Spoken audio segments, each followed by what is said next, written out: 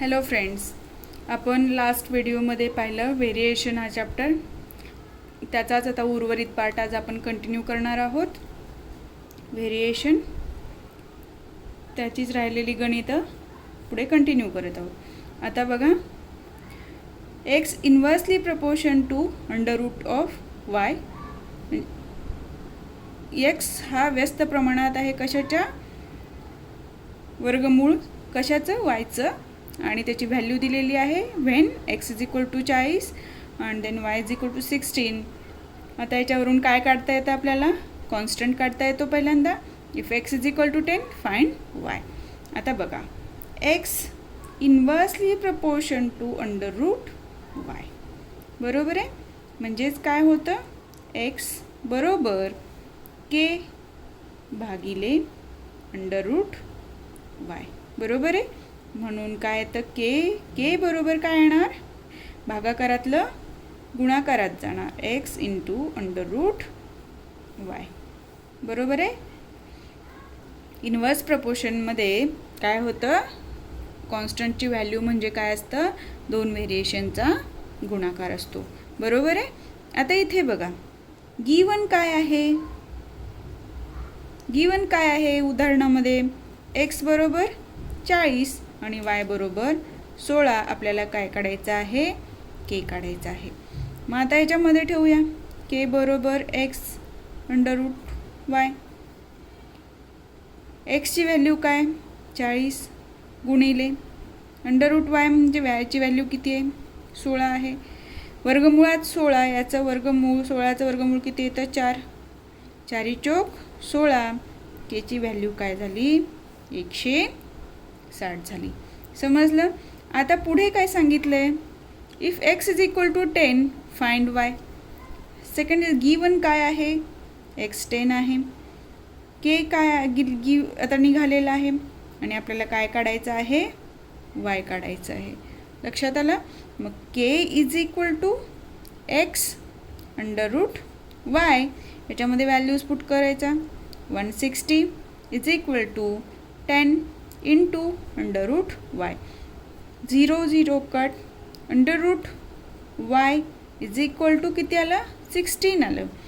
हेच बघा. आता वाय वर्गमुळात वाय म्हणजेच काय आहे? वाय इकडे जाणार आणि 1/2 येणार. 1/2 म्हणजेच काय? वर्गमूळ काढायचं आहे 16चा. म्हणून वाय बरोबर काय येतं? 4 येतं.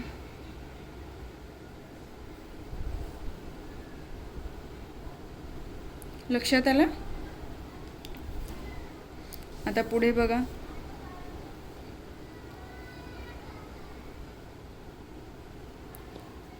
X varies inversely as Y when X is equal to 15 then y is equal to 10.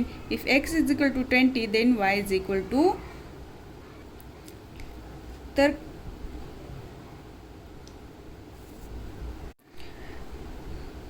Sorry, हे बघा कसं अंडर रूट वाय म्हणजे वर्गमुळात वायची किंमत किती आहे? 16 आहे. म्हणजेच काय आहे?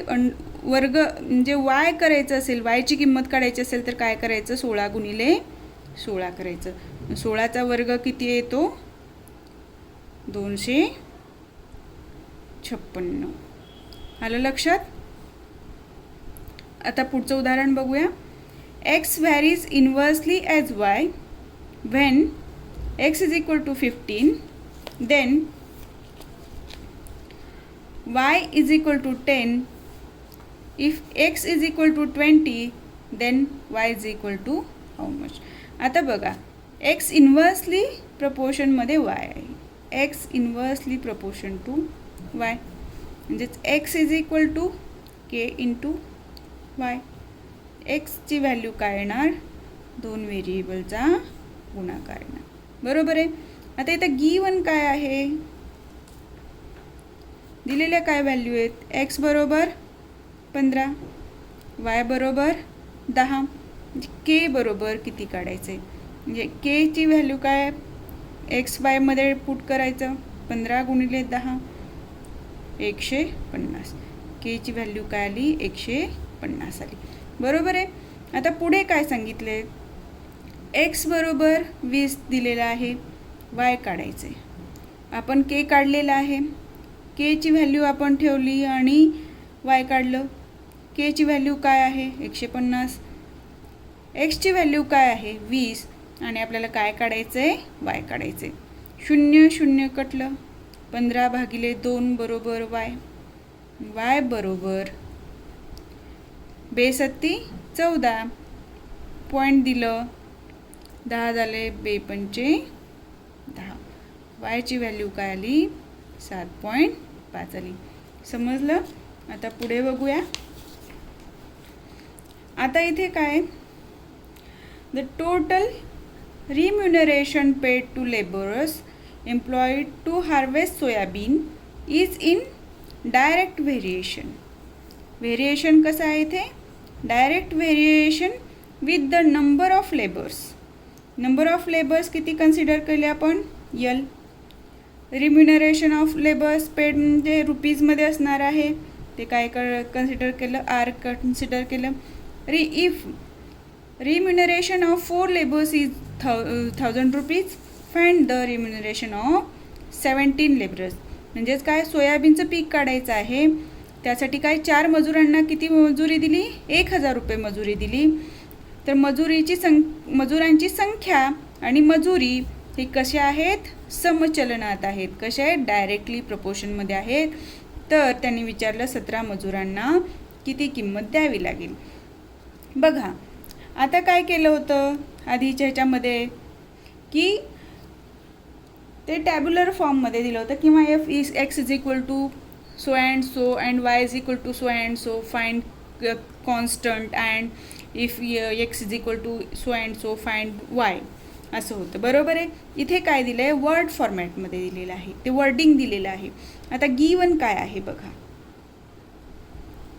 गिवन काय आहे, आपण कन्सिडर केलं रिम्युनरेशन म्हणजे मजुरी, आर कशी आहे, डायरेक्टली प्रपोर्शन टू कशाशी, नंबर ऑफ लेबर्स, यल. बरोबर आहे. म्हणजेच काय झालं, R is equal to K into L. बरोबर आहे. म्हणजेच काय झालं, K is equal to R divided by L. लक्षात आलं. आता दिलेल्या गोष्टी बघा, नंबर ऑफ लेबर्स म्हणजे यल किती दिलेलं आहे 4, आणि मजुरी किती दिलेली आहे 1000 रुपये. आपल्याला काढायचं काय आहे, के काढायचं आहे. मग के बरोबर काय आहे, आर भागिले 4. 4 1 4, 4 2 8, 2 उरले 20 झाले, 4 पंचे 20, 0. के ची व्हॅल्यू काय झाली 250 झाली.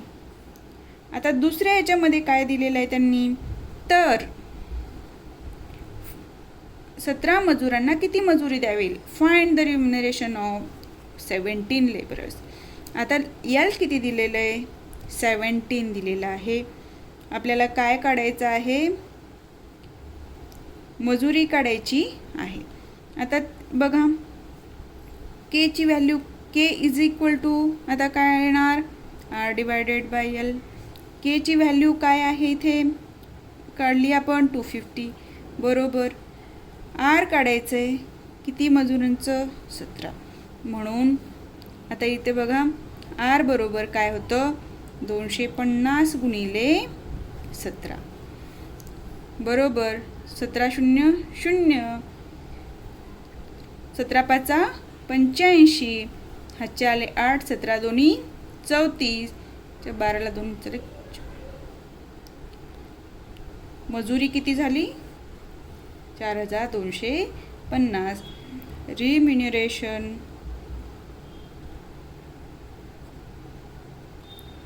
Of 17 laborers is rupees 4050. समजलं. 17 मजुरांना किती मजुरी द्यावी लागली 4250 रुपये. आता पुढचं उदाहरण पाहूया. Cost of groundnuts is directly proportion to its weight. If cost of 5 kg groundnuts is rupees 450, then find the cost of 1 quintal groundnuts. आणि त्यांनी सांगितले 1 क्विंटलची व्हॅल्यू किती आहे, 100 kg आहे. ठीक आहे. शेंगदाण्यांची किंमत त्यांच्या वजनाच्या समप्रमाणात म्हणजे डायरेक्टली प्रपोर्शन. 5 किलो शेंगदाण्यांची किंमत सांगितली आहे, किती आहे, 450 रुपये आहे. आणि आपल्याला कितीची काढायची आहे, 1 क्विंटलची काढायची आहे किंमत. आता बघा इथे प्रपोर्शन काय, कॉस्ट आपण सी धरू, cost is equal to C. आणि काय सांगितलेलं आहे, वेट. बरोबर आहे, वेटला धरू आपण डब्ल्यू. प्रपोर्शन कसं आहे, cost of groundnuts directly proportion to W, directly proportion to its weight. बरोबर आहे. म्हणून काय झालं, C is equal to K W, K is equal to C into W. बरोबर आहे. आता बघा गिवन काय आहे गणितामध्ये, दिलेलं काय गोष्टी आहेत, काय दिले, कॉस्ट दिलेली आहे 450 रुपये. किती किलोची, 5 किलोची. बरोबर आहे. आपल्याला काढायचं काय आहे, के काढायचं आहे. आता के बरोबर काय आहे, सी भागिले डब्ल्यू. बरोबर आहे. 450 भागिले 5, 5 9 45, शून्यला 0, केची व्हॅल्यू काय झाली, 90 झाली. आता बघा आपण काढलं काय, के इज इक्वल टू 90. आता दुसरं काय दिलेलं आहे, find the cost of 1 quintal groundnuts. आता इथे डब्ल्यू काय दिलेलं आहे, 1 क्विंटल म्हणजेच 100 किलो. आपल्याला काढायचं काय आहे, कॉस्ट काढायची आहे. बरोबर आहे. आता बघा K is equal to C into W. केची व्हॅल्यू काय आहे इथे 90 आणि सी काढायचं आहे, डब्ल्यू काय आहे 1000. आता सी बरोबर काय झालं, 90 गुणिले 100, सी बरोबर 9000. म्हणजेच काय झालं, cost of 1 quintal groundnuts is rupees 9000. लक्षात आलं. आता आपण पुढच्या गणिताकडे जाऊयात. आता बघा, the boxes are to be filled with apples in a heap. If 24 apples are put in a box, then 27 boxes are needed. If 36 apples are filled in a box, how many boxes will be needed? इथं दिले का, directly व्हेरिएशनमध्ये आहे की indirectly व्हेरिएशनमध्ये आहे, दिलेलं नाही. इथं सांगितलेलं आहे सफरचंदाच्या राशीतले सफरचंदे पेट्यात भरायचे आहेत. पण प्रत्येक पेटीमध्ये जर 24 सफरचंद ठेवली तर ती किती पेट्या लागतील, 27 पेट्या लागतील. आणि जर प्रत्येक पेटीमध्ये 36 सफरचंद ठेवली तर किती पेट्या लागतील. आता बघा, आधी आपल्याला इथून समजून घ्यायचं आहे की याचं प्रपोर्शन कोणतं येईल. गिवन गोष्टी काय आहेत बघा, number of apples in each box. प्रत्येक पेटीत किती दिलेलं आहे, 24. बरोबर आहे. नंबर ऑफ बॉक्स आपण बी कन्सिडर करू. आणि काय दिलेलं आहे, बॉक्सेस दिलेले आहेत. नंबर ऑफ ॲपल्स दिलेले आहेत, सॉरी ए कन्सिडर करू. नंबर ऑफ बॉक्स कन्सिडर करू, किती लागतील तेव्हा. Number of box B is equal to 27. आता बघा, आणि नंतर एक दिलेलं आहे काय, ॲपल किती नंबर ऑफ ॲपल्स, याला आपण A1 कन्सिडर करू. किती असणार आहेत, 36.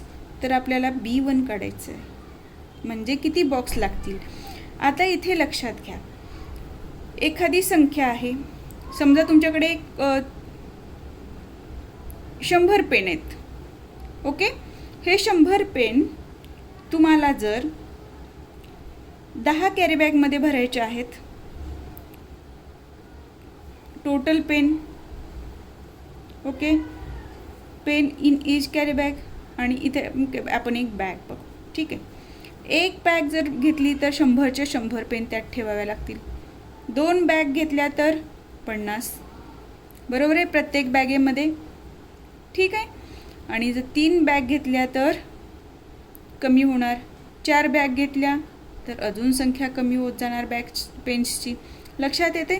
तसंच आहे, नंबर ऑफ ॲपल्स हे जर कमी ठेवले तर नंबर ऑफ बॉक्सेस वाढणार, आणि number of apples in each box वाढवले तर नंबर ऑफ बॉक्सेस काय होणार?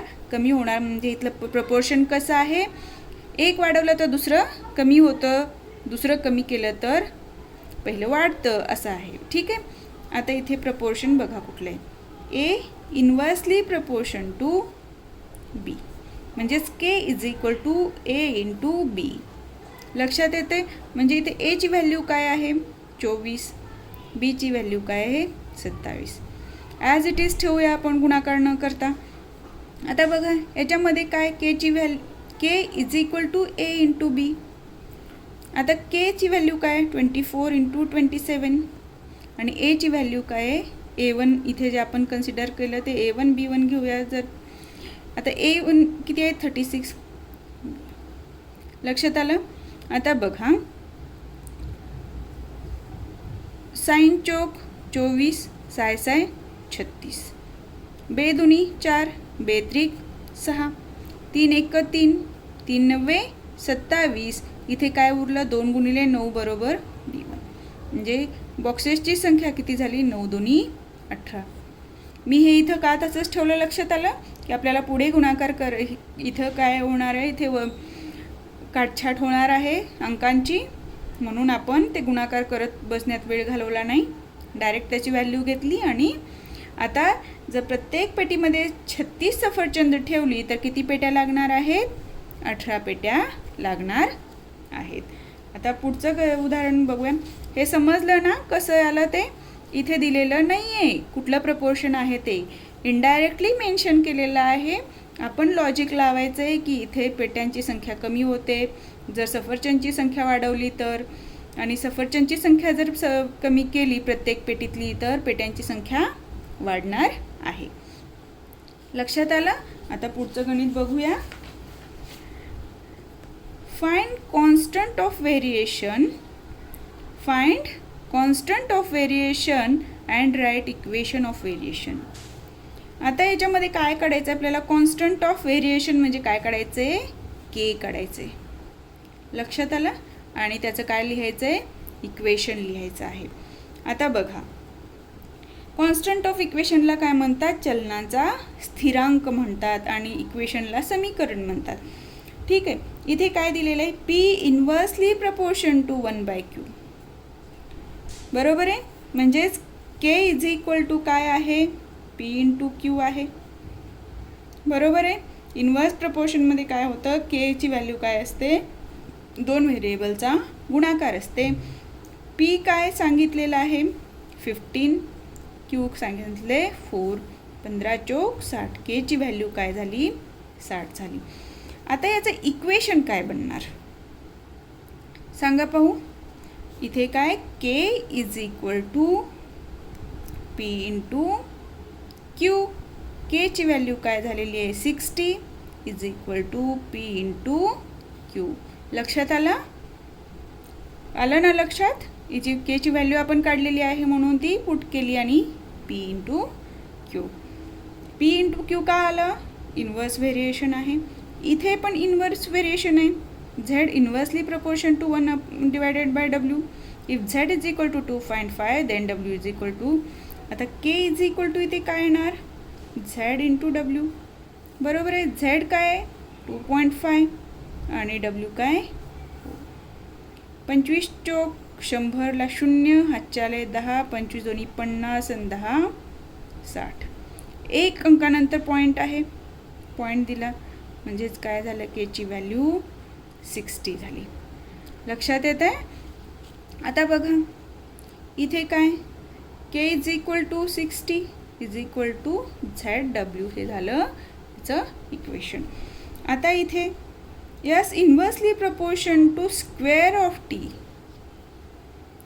स्क्वेअर आहे. ठीक आहे. मग K is equal to S into T square. यसची व्हॅल्यू काय 4, टीची व्हॅल्यू काय आहे 5 स्क्वेअर म्हणजेच काय 25, 25 चोक 100, केची व्हॅल्यू झाली 100. आता इक्वेशन फॉर्ममध्ये काय येणार, K is equal to S T square, केची व्हॅल्यू 100 टी स्क्वेअर, इक्वेशन झालं. आता inversely proportion to square root of, okay, K is equal to X into square root of Y. X काय दिलेलं आहे 15, वायची व्हॅल्यू काय दिली 9, स्क्वेअर रूट ऑफ 15 म्हणजेच काय आलं 3 आलं. केची व्हॅल्यू काय झाली 15 त्रिक 45, आणि इक्वेशन काय होणार, के इज इक्वल टू म्हणजे 45 इज इक्वल टू एक्स. समजलं. हेच बघा, असंही न लिहिता जर तुम्हाला असं लिहायचं असेल की K divided by P is equal to Q, असंही लिहू शकता. ओके, लक्षात येतं आहे. जर तुम्हाला प्रपोर्शन इन्व्हर्स आहे की डायरेक्ट आहे हे लक्षात आलं की पुढचे प्रॉब्लेम सॉल्व होतात. पण केची व्हॅल्यू इन्व्हर्स प्रपोर्शनमध्ये कसे काढतात आणि डायरेक्ट व्हेरिएशनमध्ये काय कसं काढतात हे लक्षात असायला हवं. आता पुढचं उदाहरण पाहूया. 15 women finished the work of harvesting a groundnut crop in 8 days. 15 स्त्रिया शेंगदाण्याचं शेतातल्या शेंगदाण्या काढायचं काम किती दिवसात करतात, 8 दिवसात करतात. Find the number of women if the same job is to be completed in 6 days. Same job म्हणजे तेच काम करण्यासाठी जर 6 दिवसात करायचं असेल तर किती बायका कामासाठी लागतील, किती स्त्रिया कामावर लागतील हे विचारलेलं आहे. बघा इथे काय झालं आहे, गिवन काय आहे वुमन W 15 आहेत, बरोबर आहे. डेज किती आहेत 8 आहेत, बरोबर आहे. दुसरं गिवन काय आहे, दुसऱ्या याच्यामध्ये गिवन काय आहे W काढायचं आहे, बरोबर आहे. गिवन काय आहे डेज आहेत, बरोबर आहे. इथे केची व्हॅल्यू निघते म्हणून के. आता इथे के इथला के आपण काढलेला असणार आहे तर इकडे व्हॅल्यू पुट करू. इथे बघा कुठलेही काम करायचं असेल आपल्याला, आपण घरातलं एखादं काम करतो, जर घरात आपण दोघं मिळून काम केलो तर ते लवकर होईल. जर एकट्यानेच काम केलं तर जास्त वेळ लागेल. जर घरातले सगळ्याच माणसांनी काम केलं म्हणजे 3-4 माणसांनी तर ते अजून लवकर होईल, बरोबर आहे. तसंच आहे हे शेतातल्या कामाचं सुद्धा. जर 15 स्त्रिया काम केल्या तर 8 दिवसात, आणि जर 6 दिवसात करायचं आहे म्हणजे दिवस कमी करायचं तर इथे काय होणार आहे, स्त्रियांची संख्या वाढणार आहे. हे थोडं लॉजिकली विचार करायचं. बघा इथे स्त्रियांची संख्या 15 असताना 8 दिवस लागतात, मग इथे दिवस किती आहे बाबा 6च म्हटले, मग इथे काय होणार आहे स्त्रियांची संख्या वाढणार आहे. म्हणजे हे प्रपोर्शन काय आहे, इन्व्हर्स प्रपोर्शन आहे, इन्व्हर्सली प्रपोर्शन टू डी. मग K is equal to W into D, बरोबर आहे. W काय 15, डी काय 8, 15 चौक म्हणजे 15 8 20चे, केची व्हॅल्यू काय झाली 120 झाली, बरोबर आहे. आता याच्यामध्ये काय काढायचं आहे आपल्याला, number of workers women workers काढायचे. मग K is equal to W into D, K किती आलं आहे 120, W काढायचा आहे, डी दिलेला आहे 6, 6 1 6, साइन दोन्ही 12 0, म्हणून W बरोबर किती झालं 20 झालं. आलं लक्षात. मग किती लागतील, नंबर ऑफ वुमन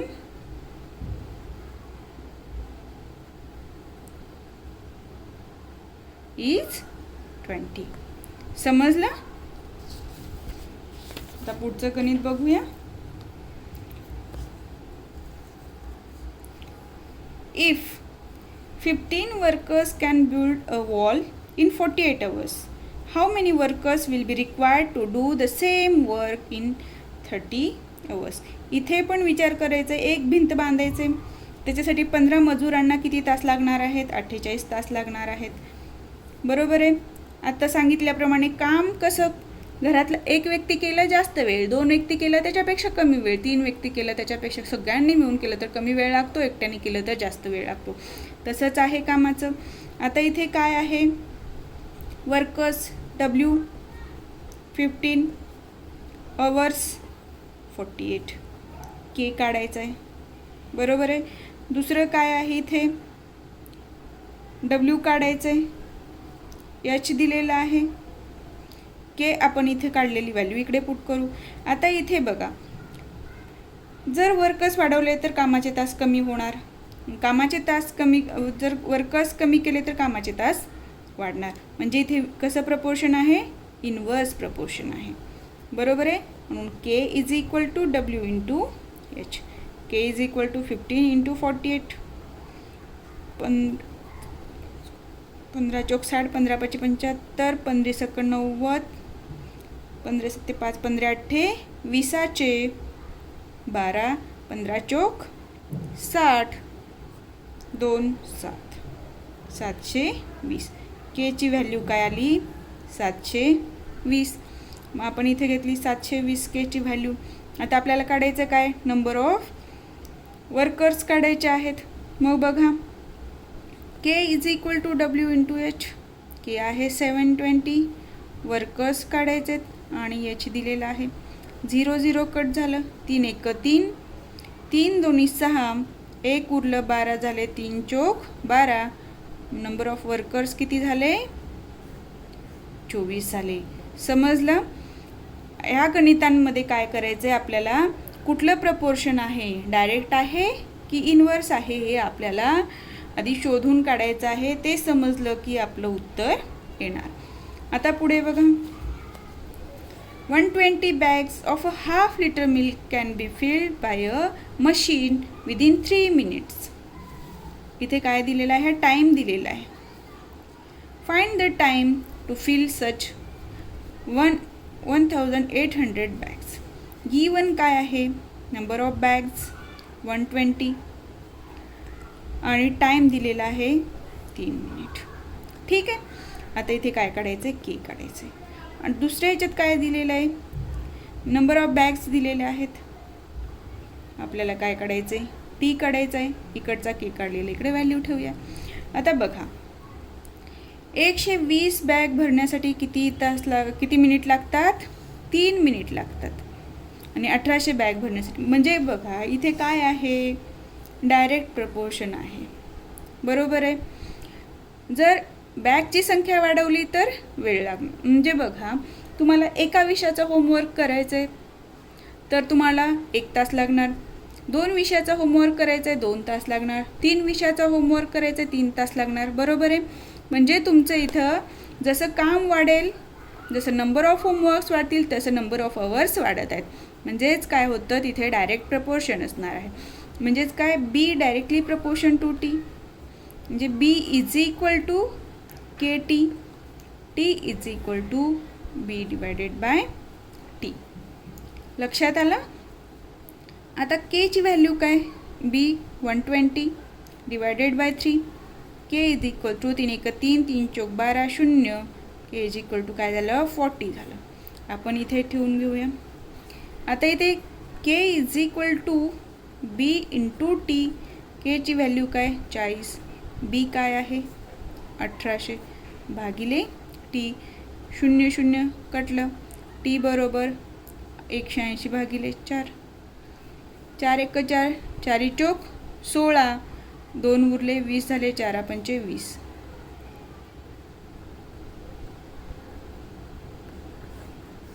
म्हणजे 1800 बॅग भरण्यासाठी किती मिनिट लागतील? 45 मिनिट वेळ लागेल. समजलं?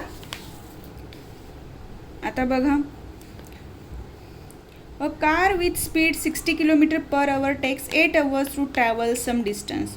What should be the increase in the in the if the same distance is to be covered in 7/12 hours. म्हणजे 7.5 तासांमध्ये किती वेळ सरासरी वेग किती वाढवावा लागेल हे विचारलेले. एक कार आहे जी जाते, स्पीड आणि वेग दिलेला आहे. वेग किती आहे 60 आणि तास किती लागणार आहेत त्याला, टाईम 8 तास. ठीक आहे. आणि इथे एक तास दिलेले आहेत 7.1/4 म्हणजेच काय 14/15/2 किंवा 7.5 घेऊ शकतो आपण. ठीक आहे. आणि इथे आपल्याला काय काढायचं आहे, व्ही काढायचं आहे. इथे आपण काय काढू शकतो, के काढू शकतो. बरोबर आहे. आता बघा, कारचा वेग वाढवला. तुमचं सायकलचंच उदाहरण बघा. आधी मी सांगितल्याप्रमाणे सायकलचा वेग वाढवला तर तुम्ही शाळेत लवकर जाणार. सायकल जर स्लो चालवली म्हणजे स्पीड कमी ठेवला, वेग कमी ठेवला तर तुम्हाला जायला वेळ लागेल. म्हणजे इथं प्रपोर्शन काय आहे, एक गोष्ट स्पीड वाढवली वेळ कमी, स्पीड कमी केला वेळ वाढणार, उलट क्रिया होते. म्हणून इथं V inversely proportion to H म्हणजे K is equal to V into H. आता इथं केची व्हॅल्यू काय येणार 60 × 8 sin 8 48, केची व्हॅल्यू झाली 480. आता बघा K is equal to H into V 480, H किती लागणार आहे 15/2, 7.1/2, 7 2 14 आणि 15/2 असं घेतलं आपण. आता स्पीड काढायची. आता इथलं भागाकारातलं इकडे जाऊन काय होणार, बरोबरच्या पुढे गुणाकारात भागिले 15 बरोबर व्ही. 15×1 15, 15×3 45 आणि 3 उरले 30 झाले, 15×2 30, व्ही झालं 32 × 2 2 4 2 6. म्हणजे त्या कारचा सरासरी वेग किती झाला 64 झाला. बरोबर आहे. आता बघा प्रश्न काय आहे, in what should be the increase in the if the same distance is to be covered in. म्हणजे ते काय सांगितलं आहे, ही स्पीड आपण काढलं आहे. इथे काय 60 आहे इथे, पण तो कितीने वाढला 60चा 64 झाला. म्हणजे काय 64 - 60 म्हणजे तो कितीने वाढला 4 किलोमीटर पर अवरने वाढला. 4ने स्पीड वाढवला तर आपण ते अंतर 7.5 तासामध्ये पूर्ण करू शकतो. आता पुढचं गणित बघा. A vehicle running at a speed of 48 km/h takes 6 hours to complete the journey. How much time will be taken to complete the journey if its speed is 72 km. आता स्पीड आणि टाईम याचं relation कसं आहे, inverse प्रपोर्शनमध्ये आहे. बरोबर आहे. आता बघा स्पीड दिलं आहे 48, टाईम काय लागलं इथे 6 hours. इथे काय दिलेलं आहे स्पीड 72, इथे टाईम काढायचा आहे. आता इथे बघा इन्व्हर्स प्रपोर्शन आहे. बरोबर आहे. म्हणजेच के इज इक्वल टू काय होत असतं, 2 व्हेरिएशनचा गुणाकार होत असतो. आता इथे स्पीड आणि टाईम याचा गुणाकार केला, के इज इक्वल टू मी ॲज इट इज ठेवते याला. ठीक आहे, कारण इकडे पुढे आपल्याला काटछाट करायचीच आहे आकड्यांची. आता इथे बघा K is equal to S into T. केची व्हॅल्यू काय 48 × 6 बरोबर. यस काय 72. आपल्याला लागणारा टाईम काढायचा आहे. आता बघा 6×1 6, 6×1 6, 1 उरलं 12 झाले, साइन 2 12, 12×1 12, 12×4 48. किती आलं उत्तर 4. म्हणून लागणारा टाईम किती आहे T is equal to 4 hours. लक्षात आलं. जर ताशी वेग 72 किलोमीटर असेल तर तेवढंच अंतर आपण किती वेळात पार करू शकतो, 4 तासामध्ये पार करू शकतो. तर अशा प्रकारे आपण व्हेरिएशनचा चॅप्टर पाहिलेला आहे. थोडं प्रॅक्टिस केलं आणि विचार केला की यामध्ये कुठल्या टाईपचं व्हेरिएशन येणार आहे, कुठल्या प्रकारचं समचलन येईल की व्यस्त चलन येईल याचा विचार केला तर गणित सोडवणं सोपं जाईल. तुम्हाला जर माझा व्हिडिओ आवडला असेल तर व्हिडिओला लाईक करा, शेअर करा, सबस्क्राईब करा.